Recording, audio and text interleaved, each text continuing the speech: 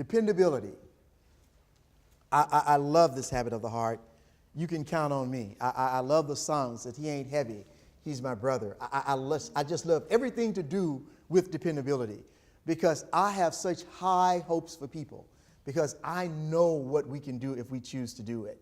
And I think about that.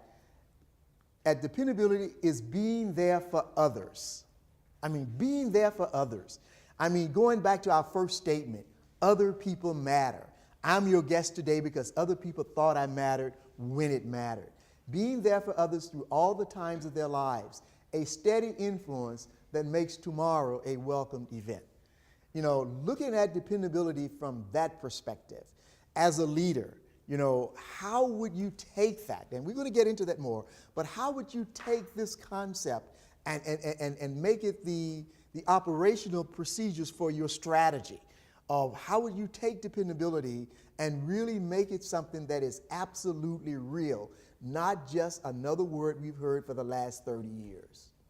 Because these are words we've heard all of our lives. I mean, dependability is what we put on the refrigerator, you know, those little things that stick and never fall off. Dependability is this. Stick it on the refrigerator and hope you see it when you get in water. You know, but it's more than that.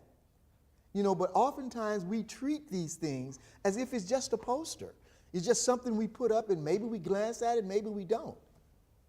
But if we take this out of the mix, going back to the name you chose early on, if we take this out of the mix, it's going to be problematic because there is a definite place within the mix of building community for dependability to show up and to be there. And this is important for young people as well as adults. But they will look to us to have a clear example of what it particularly would mean. Because, you know, my son always teases me because he knows I'm not a sports guy at all. He said, when we have kids, he's not even married, but I always give it, I said, here's the way this happens now. I said, it's fall in love, it's get engaged, it's get married, and then kids. I said, now that's the order. I said, now don't try to mess me up with the new order. I said, this is the order, okay? And I said, but he said, well, okay, Dad, this is what we're going to do. We're going to send the kids 6 months to live with you for intellectual stimulus, 6 months back with me so they know that sports exists. So that's the plan. We have them 6 months to make sure that their brains don't go dead. He have them 6 months to make sure that they get muscles. So, you know, that's the plan for my house. But anyway, looking at dependability, being there, being able, if you will, to give other people reasons to trust, to give other people reason to take your word and be able to go to sleep on it. That's what we're talking about. And this becomes important at every single level of our lives. When we look at all the alarming data about kids and schools, etc., we are reminded of what is missing. And oftentimes, this particular habit is missing. Dependability. People don't see a reason for that because they have not established the relationship connection that give rise to that reason. And so to that point, character education is become this connector. It becomes almost like quilting all of these things together. You're creating this tapestry that gives us a much broader viewpoint of who we are and who we can become and what can happen when we address these issues as real things as part of our lives and not just keep our fingers crossed and hope that they happen. Because it doesn't really work that way. This is my great aunt. I want you to take a good look at dependability. That's dependability. There it is right there in living color. That's dependability. That's the lady who had the vision for me. That's the lady who said, Clifton, you will go to school. Every reason in the world not to make it happen. I mean, everything was there. Every element to be negative existed. They were all there in living, breathing color every day. But yet she had the audacity to say, you will go to school. You will get an education. And that became the vision that drove her action. Well, she kept her word to me. But how did she keep her word? She made the statement. She made the statement in the community. So making the statement is good. That's a start. But that's not the end of it. And in character education, It's more than a conversation. It's what we do that really, truly matters.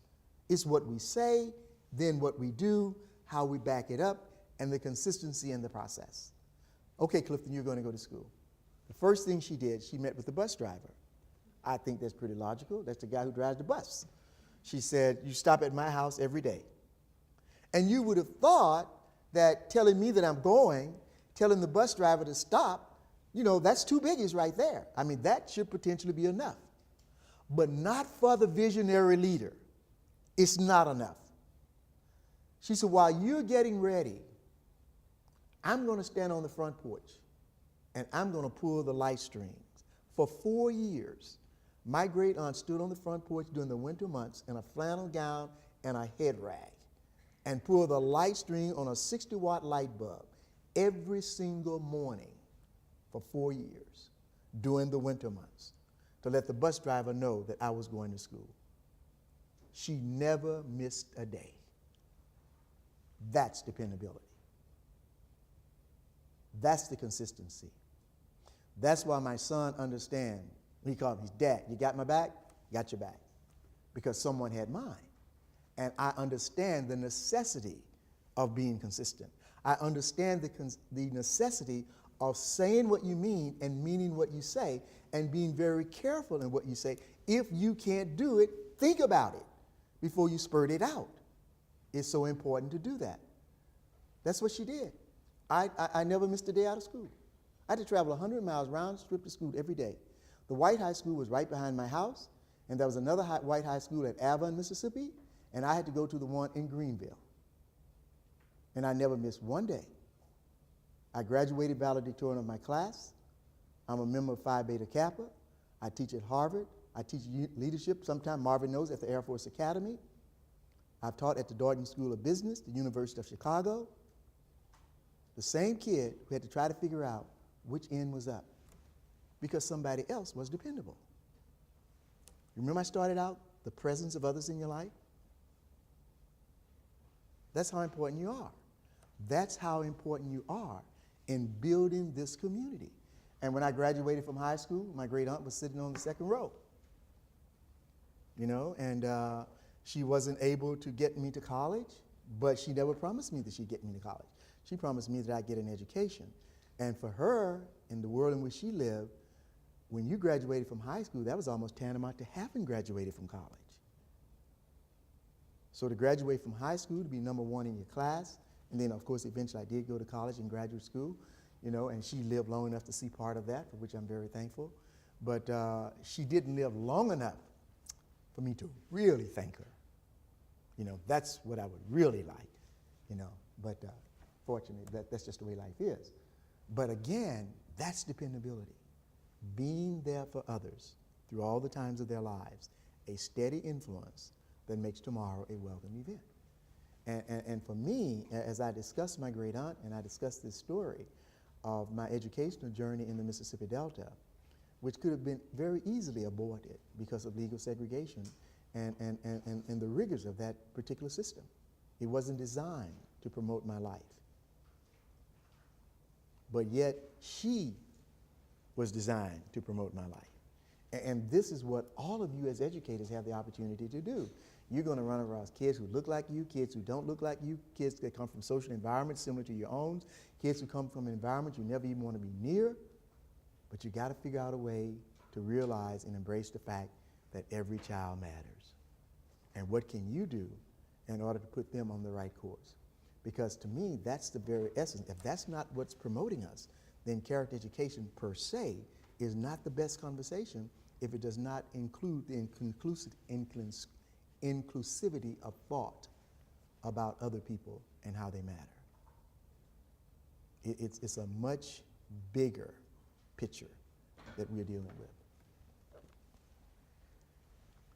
From your list of memorable people, I want you to choose one who looked like dependability and provide us a character sketch and the impact of that person. Take about 5 minutes because I really want you to look at this one good, because I'm asking you now to think about yourself and think about who you will become, how you can become this particular habit of the heart. And I'm going to step away from the podium for a minute, sir. I got to get some other stuff done.